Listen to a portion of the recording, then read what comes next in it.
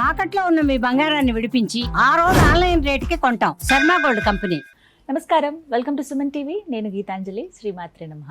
ప్రస్తుతం మనతో పాటు డాక్టర్ పీజీ కేశవులు గురుస్వామి గారు ఉన్నారండి. కృష్ణానగర్లో ఉన్నటువంటి కళాశ్రీ ఆర్ట్ టెంపుల్, ఇది అందరికీ ఎంతో సుపరిచితమే. ఎంతో అద్భుతమైనటువంటి మందిరం అని అంటాను నేను. ఇక్కడికి వచ్చి చూస్తే ప్రతి ఒక్క చిత్రపటం కూడా అంటే ఎంతో కళ ఉట్టిపడుతూ ఉంటుంది. దైవత్వం అనేది కళ్ళకు అలా కనపడుతుంది. నిజంగా మనం ఇంటికి తీసుకువెళ్ళి అలా పూజించుకుంటే స్వామి అమ్మవార్లు ఇలా దిగి వస్తారా అనేంత అద్భుతంగా ఉంటాయి. గురువుగారు తమ స్వహస్తాలతో ఎంతో పరిశోధన చేసి ఎంతో కాలం సాధన చేసి ముద్రలతోటి ఆ చిత్రాలు అనేవి వారు గీయటం కావచ్చు, అవి అంత కళగా రావడం అనేది మనం చూస్తున్నాం. అయితే మన ఇళ్లల్లో పెట్టుకునేటువంటి చిత్రపటాల విషయాల్లో మనకి చాలా సందేహాలు ఉంటాయి.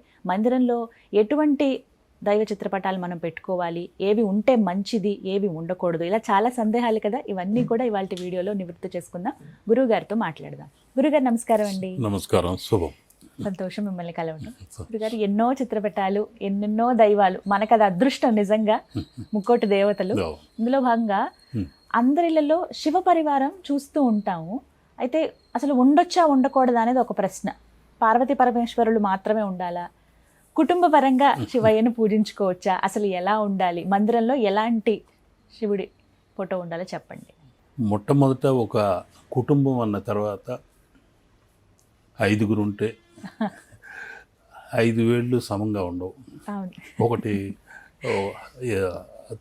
ఎత్తు, ఒకటి తక్కువ ఉండొచ్చు. వారి ఆలోచన విధానాలు కూడా అదే విధంగా ఉండొచ్చు. ఒక విభిన్నమైన పద్ధతిలో ఉంటారు.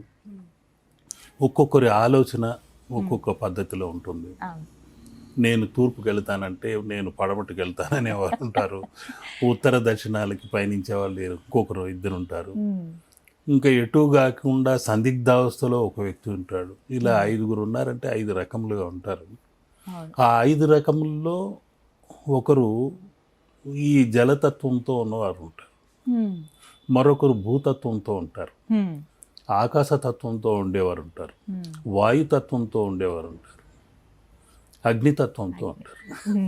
ఈ పంచభూత తత్వముతోనే ప్రపంచంలోని వ్యక్తులందరినీ పూర్వకాలం వేదకాలంలోనే అనేక కోట్ల మందిని ఆ గణానికి సంబంధించిన వారిగా కుదించడం జరిగింది.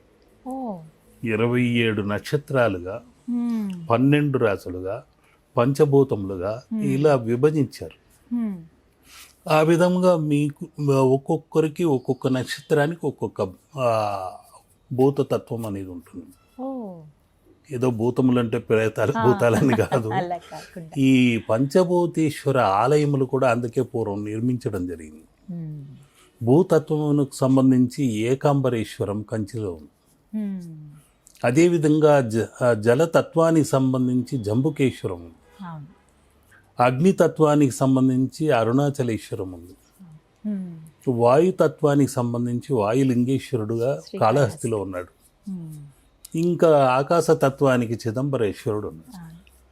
అటువంటి పంచభూతేశ్వర ఆలయం కూడా నేను కట్టిన ధ్యాన మందిరంలో ఒక చిన్న మందిరాలు నిర్మించి ధ్యానం చేసుకునేలాగా ఒక్కొక్క నక్షత్రం వారికి ఏ విధంగా ఆరాధన చేసుకోవాలి అని అక్కడ ఒక 27 అడుగుల ఎత్తులో ఒక ధ్యాన లింగము నిర్మాణం చేయటం కూడా జరిగింది. అక్కడ ఒక యూనివర్సల్ గాడ్ అన్నది ఒక శక్తి అనేది ఉంది.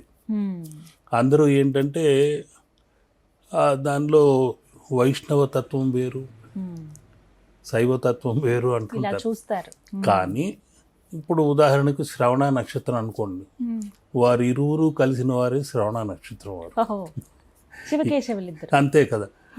ఇప్పుడు శ్రవణము అంటేనే వెంకటేశ్వరుడి నక్షత్రం. వెంకటేశ్వర అనే దానిలోనే వైకుంఠ ప్లస్ ఈశ్వర అనేది ఉందా లేదా? కాబట్టి ఒకానొక కాలంలో శివతత్వంగా ఆరాధించబడిన విగ్రహము ఆ తర్వాత వైష్ణవ తత్వంతో మారి వైకుంఠేశ్వర అనేది వెంకటేశ్వరగా మారింది. కాబట్టి అటువంటి శివ ఆరాధన చేసుకోవటము, మనలో శ్వాస నిశ్వాసలే ఆ శివశక్తులుగా ఉన్నాయని గుర్తించటము, ఇవన్నీ యోగ సాధనలోనే వీలవుతుంది. మనం ఒక లోనికి గాలి పీల్చుకున్నప్పుడు ప్రాణవాయువుగా వెళ్ళే వాయువే ఆ అమ్మవారు. సోహం అంటూ పీల్చుకోవాలి.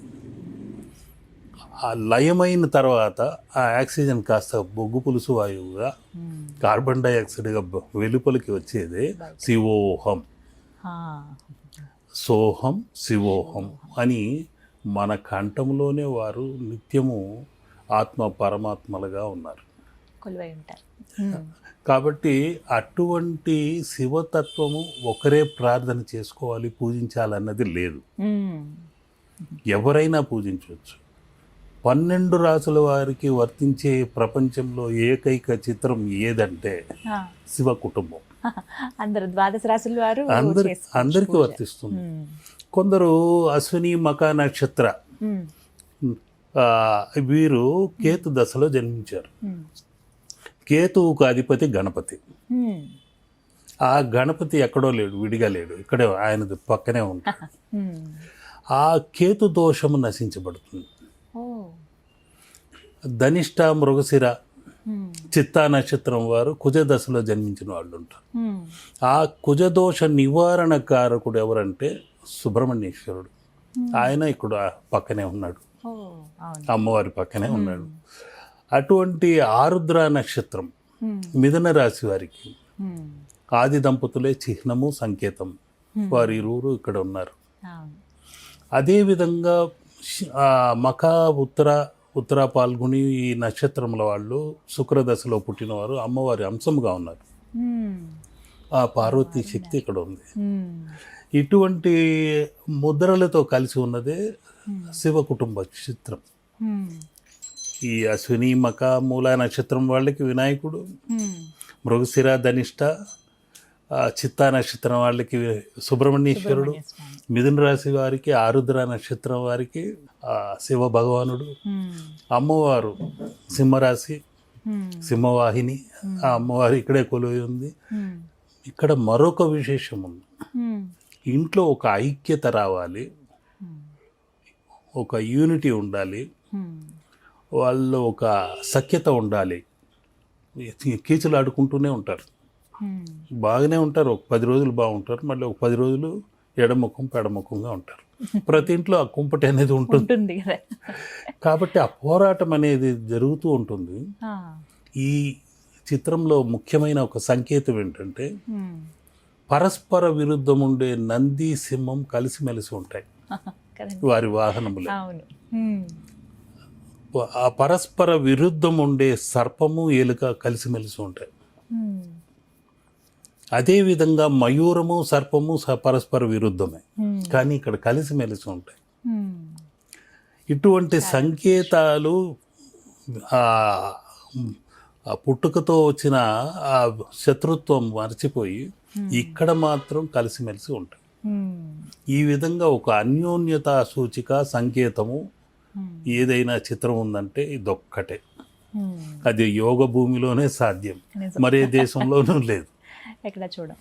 కాబట్టి ఈ శివ కుటుంబ చిత్రం పెట్టుకోవడం వలన ఆ కేతు దోషములు తొలుగుతాయి, రాహు దోషములు తొలుగుతాయి. ఆరుద్ర నక్షత్ర జాతకులు రాహుదశలోనే పుట్టడం జరుగుతుంది. అదేవిధంగా స్వాతి నక్షత్రం వాళ్ళు రాహుదశ, శతభిషం, వీళ్ళందరూ ఆ దశలో జన్మించిన వారై ఉంటారు. ఇంకా ఆయన మెడలో ఉన్న సర్పాంశము శని దోష తత్వం సంబంధించినది. కాలమే కాలనాగై కాటేసిందండి మమ్మల్ని అంటుంటారు. అటువంటి ఛాయను తొలగడానికి ఆ సర్పదర్శనం కూడా మంచిది. అది ఇన్ఫినిటీ యొక్క తత్వం. 8 అనే జనన మరణ సంకేతం కూడా. అటువంటి ఆ కాలసర్ప దోష నివారణకు కూడా అద్భుతమైన చిత్రం. ఉత్తరాభాద్ర, పుష్యమి, అనురాధ నక్షత్రం వీళ్ళు శని దశలోనే జన్మించిన వారై ఉంటారు. ఆ నీలకంఠుడిని దర్శించుకోవటం వల్ల వీరిలో ఉన్న నీల అనే తత్వము, ఆ నీలాంబర తత్వము, ఆ శనీశ్వర తత్వము కొందరు శనీశ్వరుడు అంటే భయపడిపోతుంటారు. శని ప్లస్ ఈశ్వరుడు అక్కడే ఉన్నాడు. అక్కడ కూడా పరమేశ్వరుడినే పట్టి వదిలినవాడు, కానీ విఘ్నేశ్వరుడిని పట్టకుండా వదిలేడంటే దానికి కొన్ని అది మరి ఇంకొక దారి ఉంది, ఇంకొక ఉదాహరణలు ఉన్నాయి. అటువంటి శనీశ్వరుడు మనకు కర్మ ఫల ప్రదాత, పట్టి పీడించే వ్యక్తి కాదు, శక్తి కాదు. మనం చేసుకున్న కర్మని, మనం చేసిన తప్పిదాలకు ఒక కష్ట నష్టములను కల్పించి తీర్పునిచ్చేవాడు.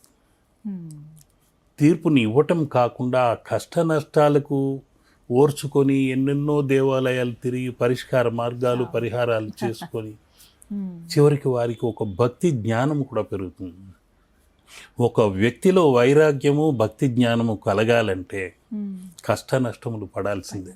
కాబట్టి అటువంటి అద్భుతమైన సంకేతము ఆ శనీశ్వర తత్వము, ఆయన కంఠము నీలకంఠము. ఆ శనీశ్వర దోషాలన్నీ తొలగాలి. అందరి కంఠంలోనూ నీలకంఠమే, అందరి గొంతుల్లోనూ ఒక హాలాహలం ఉంటుంది. ఇంట్లో ఎన్నో కష్టాలు ఉంటాయి, అవన్నీ దాచిపెట్టుకుని గొంతులోనే అయ్యా నాకేం పైకి బాగానే నవ్వుతున్నాం, హ్యాపీగానే ఉన్నామంటూ సమాజానికి తగ్గట్టు వారి వారి తప్పిదాలని దాచుకొని పైకి సంతోషంగా వెళ్తూ ఉంటారు. అది తప్పదు. ఈ జీవిత నాటక రంగంలో ఒక వైకుంఠ పాలి. హఠాత్తుగా మెట్లెక్కటము, మళ్ళీ పక్కనే పాము మింగేయటం, మళ్ళీ కిందికి వచ్చి జారి పడటము, ఇది వైకుంఠపాళి అనేది అందుకే చిహ్నం. జీవితం అంటే ఎన్నో నిచ్చెనలు ఉంటాయి, ఎన్నో సర్పాలు ఉంటాయి, మింగుతుంటుంది, జారి పడిపోతుంటాం, అధిరోహిస్తుంటాం. కాబట్టి ఇవన్నీ ఒక సంకేతకరమైన వైకుంఠపాళి చిత్రము, శుభకర చిత్రము, అన్యోన్యతా చిత్రము, అద్భుతమైన చిత్రము.